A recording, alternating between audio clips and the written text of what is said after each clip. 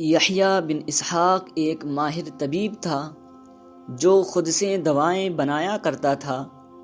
ایک دن وہ اپنی دکان پر بیٹھا ہوا تھا کہ اس کے سامنے سے ایک جنازے کا گزر ہوا۔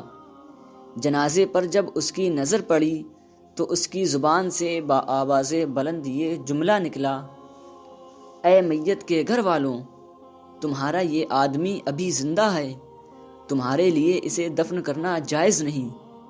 جنازے کے ساتھ چلنے والے لوگوں نے ایک دوسرے سے کہا: طبیب کی بات کوئی نقصان دہ تو ہے نہیں، چلو اس کو اپنا مردہ دکھلاتے ہیں اور اس کا امتحان بھی لے لیں گے۔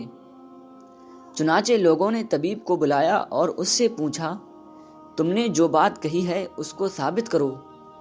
طبیب نے ان سے مردے کو گھر واپس لے چلنے کو کہا۔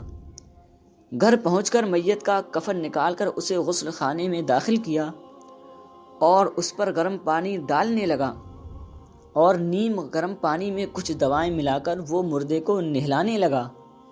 کچھ ہی دیر بعد اس کے جسم میں تھوڑی سی حرکت ہوئی۔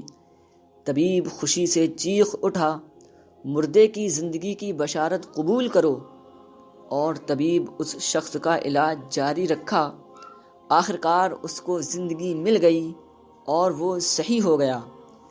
جب طبیب سے پوچھا گیا کہ آخرکار کس بنیاد پر تم نے جنازہ دیکھ کر سمجھ لیا کہ وہ مردہ نہیں بلکہ زندہ انسان ہے، تو اس نے بتایا کہ میں نے دیکھا کہ اس کے پاؤں کھڑے ہیں، حالانکہ مردے کے پاؤں سیدھے ہوتے ہیں، اس لیے میں نے اندازہ کر لیا کہ یہ مردہ نہیں ہے اور میرا یہ خیال درست نکلا۔